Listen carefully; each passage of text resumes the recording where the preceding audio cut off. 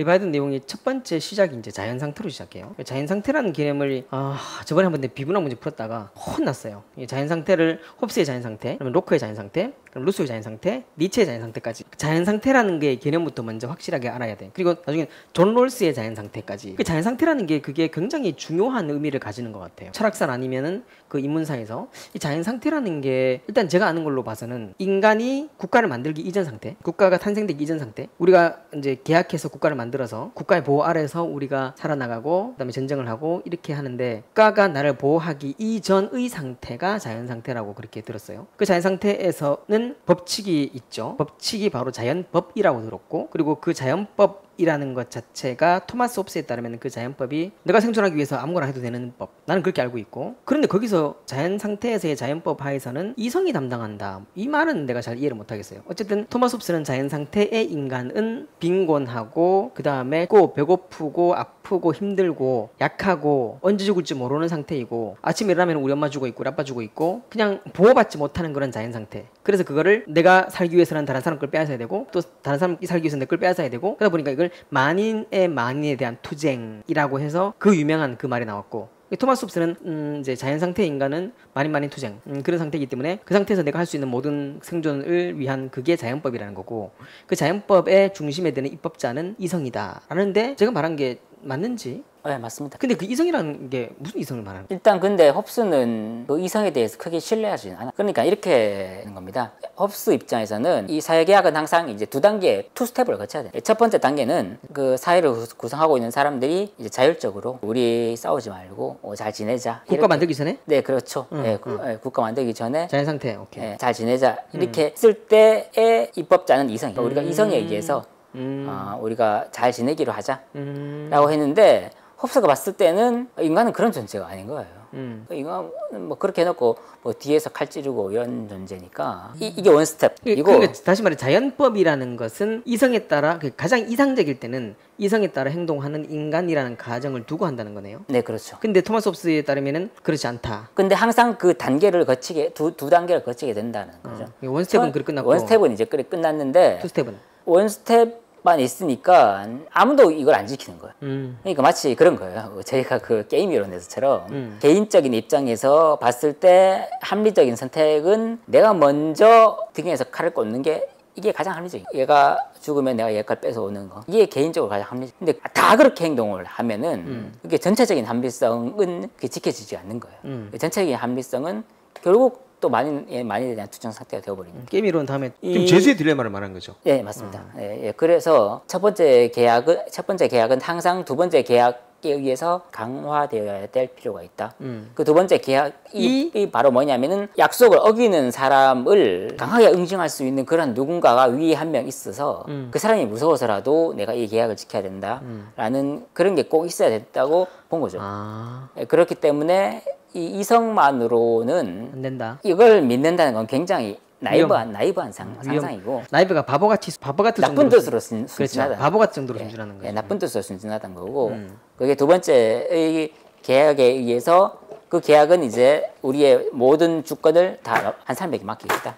그게 리바이어든. 그래서 그렇게 사회가 유지돼야 된다라고 하는 게 결국 홉스의 사회계약서입니다. 결국 많은 상태에서 인간은 배고프고 빈곤하고 춥고 약하고 언제 죽을지 모르는 불확실, 이런 것들이 있기 때문에 그걸 자연법으로 해결해서 자연법대로 행동하는데, 근데 그게 모두가 이성적으로 행동하면은 괜찮은데 쓰는 그게 이성적으로 안 된다 이 말이잖아요. 그래서 결국에는 우리의 권리를, 자연권이죠, 자연권을 그 나의 권리를 내려놓고 권리를 위탁해서 국가에게 권리를 위탁하는, 국가에게 권리를 위탁하는, 그게 이제 두 번째 스텝이라는 거잖아요. 네, 그렇죠. 국가에게 권리를 위탁한다면은 그 국가가 절대 군주국이 되는 거잖아요. 네, 맞습니다. 그럼 절대 군주 국가에서의 왕. 그 어떻게 선출하나요? 그러니까 뭐 누군가 가장 강한 사람이 있었겠죠. 근데 다수결로 투표를 했나? 뭐 그러지 않을 것 같아요. 그러진 않을 거고. 내가 보기 가장 힘센 사람이 힘센 사람 뭐 누군가 있었겠죠. 모아서 그거에 대한 언급보다는 이게 우리가 생각하기에 막 민주적으로 그게 아니고, 그렇죠. 그냥 힘센 사람이 이 부족을 통합하고 진시황제처럼, 그래서 한 나라를 통합해가지고 그렇게 만들었는데, 그걸 이제 설명하는 과정에서 그렇게 된 것 같고, 성경에서 보면은 하나님이 너희들에게 왕이 필요 없다 그랬는데 우리는 우리에게 왕이 필요하다. 그렇게 해서 최초의 왕이 누구죠? 사울. 근데 거기 보면은 이제 국민들이 원했다는 거예요. 네. 이스라엘 시민들이 원했다는 거예요. 네, 네. 그게 원하는 거 자체가 그러면 이제 사울 왕이 있기 이전의 상태가 자연 상태인 거고. 그러니까 이제 우리는 성경에 빗대어 본다면은 네, 어떻게 그렇죠. 최초의 왕이 된 그거는 결국 신이 선택한 성경에서 사울은 신이 선택했잖아요. 그렇게 해서 이게 이제 아마 사울을 누가 지정해 줬죠? 하나님이 사무엘인가? 사무엘이 지정했죠. 예, 그렇죠. 사무엘이 사무엘이 또 나중에 다윗도 지정해 줬잖아요. 일종의 뭐 기름 붓는 방식으로 그렇게 그렇죠. 근데 그게 이제 하나님이 선택한 거, 신이 선택한 거잖아요. 네, 근데 뭐 그거는 약간 좀 성경적인 예, 거고. 맥락이 좀 다를 수도 있죠. 그거 근데 그렇게 생각할 수도 있죠. 우리나라 그럼 최초 국가는 뭐죠? 우리나라 최초 국가는 1948년이죠. 그 전 최초. 최초요? 고조선? 그렇죠. 네. 고조선의 왕은 누구죠? 당군원검. 그렇죠. 네. 그러니까 그것도 일종의 국가잖아요. 그럼 그렇죠. 당군왕금이 있기 전에는 자연 상태였고 당군왕금이 있을 때는 그때는 이제 국가가 되는 거고. 네. 그 최초의 왕. 그 최초의 왕은 결국에는 뭔가 지정된 자라는 그런 느낌이 조금 들어서. 근데 또 진시황을 따지고 보면은 힘이 센 자가 되는 거고. 아마 그게 나라마다 최초의 왕이 누군지에 대한 것은 아마 우리가 그 원형 신화 그쪽 파트로 넘겨야 될 그런 문제인 것 같기도 하고. 네, 그렇죠. 근데 홉스의 포커스는 그 최초의 왕이 어떻게 선출되든 그렇죠. 나는 그거는 별 포커스는 아닌 맞아요. 것 같고 나는 또 지금 이 왕의 그 정당성을 일단은 확보를 해주는 게 지금 당장에 급한 일이기 때문에 그 설명의 단계에서 제시한 게 사회계약서이다 이렇게. 사회 계약했나요? 태어날 때? 저는 많은 사람들이 물어보는 게 그거예요. 저는 나는 사회 계약 안 했는데. 내가 언제 계약했어? 나는 계약서를 쓴 적이 없는데. 태어나 보니까 어. 뭐 그렇게 따지면은 뭐 군대 가는 것도 뭐 내가 좋아서 간 것도 아니고 군대라는 것도 일종의 상당히 국가와 관련이 큰 거잖아요. 그렇죠. 가라고 한다는 거는 가라고 하라는 국가가 있는 거고. 사람들이 말하길 태어날 때부터 이미 계약이 됐다 이렇게 되는 거예요. 그러니까 그게 사고 실험이에요.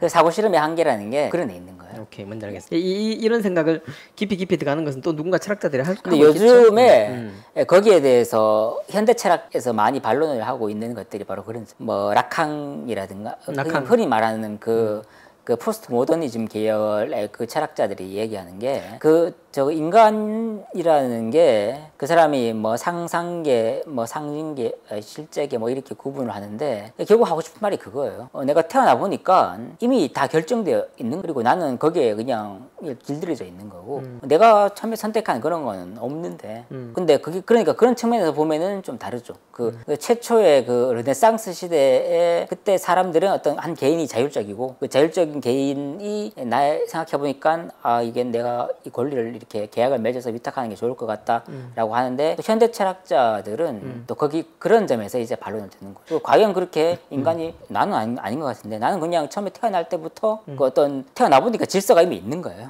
그걸 뭐 라칸은 그게 인간의 언어에 의해서 길들여진다라고 뭐 그렇게 얘기하는데 그거는 사피오프의 가설? 아니 뭐 그런 어쨌든 뭐 예 그런 언어에 의해서 길들여진다. 사피오프의 그러니까 가설. 언어라는 것이 이미 다 정해져 있고 나는 그냥 거기에 복속되는 그러한 종속되는 그러한 존재일 뿐이다라고 다 이제 그런 점에서 포스트 모더니즘 나온 뒤로부터 모든 게 다 포스트 모더니즘의 해체자. 모든 게 다 해체되니까 특정 그 절대적인 진리 이런 것들이 다 해체되는 바람에 그러한 이야기도 나오지 않았나. 그건 나중에 또 포스트 모더니즘을 이야기 때 해보는 거고.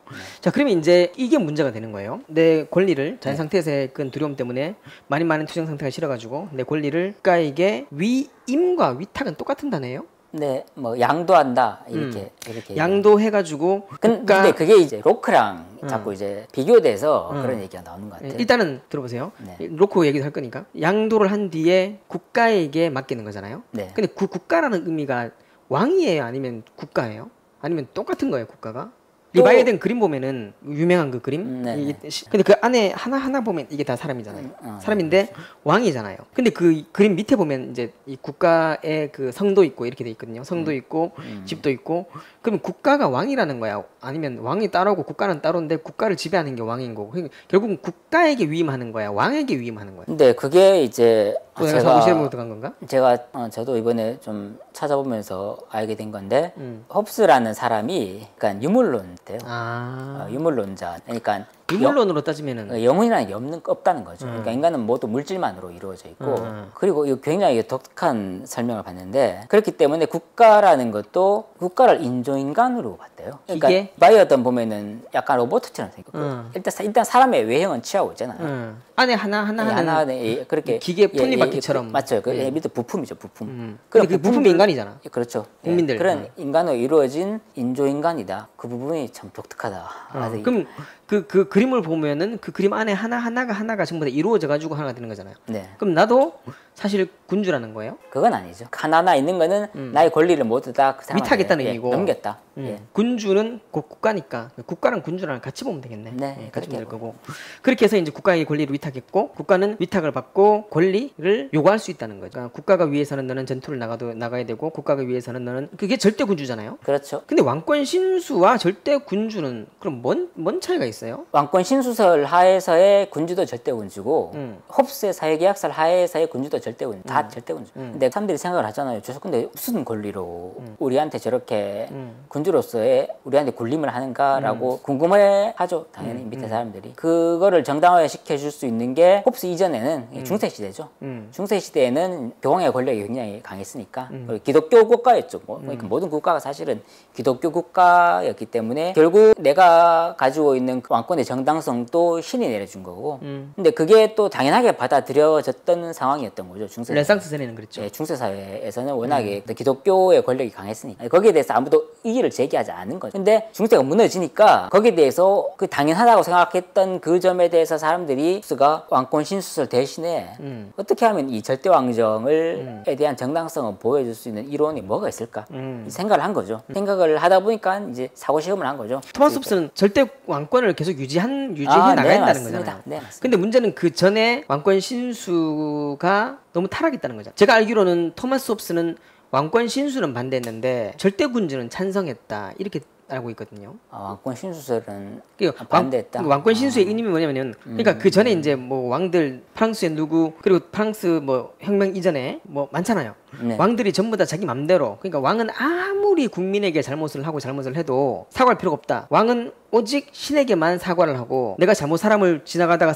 기분 나빠서 사람을 쳐주겠어. 근데 그 사람한테는 사과할 필요 없다는 거예요. 왜냐면은 왕은 오직 신한테만 용서를 구할 필요가 있고 이 타락한 왕권 신수죠. 내가 말하는 이제 그 토마스 홉스가 왕권 신수는 반대했는데 절대 군주는 찬성했다. 그 이유는 이 왕권 신수는 타락한 왕권 신수인 거고 그 절대 군주는 그거는 이제 본격적으로 신이라는 개념을 벗어나가지고 국가의 사회 계약 틀에 있는 정말 논리적인 정말 타당성 있고 명분이 있는 그런 거지. 그러니까 왕권 신수와 절대 군주는 다른 거죠. 그러니까 그 정당성을 부여해주는 논리가 다른 거죠. 그렇죠. 근데 형태는 똑같다고 치더라도 중세 시대 왕도 이제 자기 마음대로 했다는 측면에서는 절대 왕정이라고 할 수 있는데 근데 모르겠어요. 근데 일단 뭐 논리적으로 봤을 때는 홉스가 생각하는 대로 만약 이루어졌다면은 왕권 신수설 당시보다는 좀 덜 타락한 왕이 나올 수도 있다고 생각을 했기 때문에 그런 주장을 했다라고 뭐 생각은 해볼 수 있겠네요. 왕권 신수와 절대 왕정의 차이, 신이 개입한 상태의 명분과 신이 없는 상태의 그러한 사회 계약의 명분 이렇게 네네 맞습니다. 저는 그렇게 생각했어요.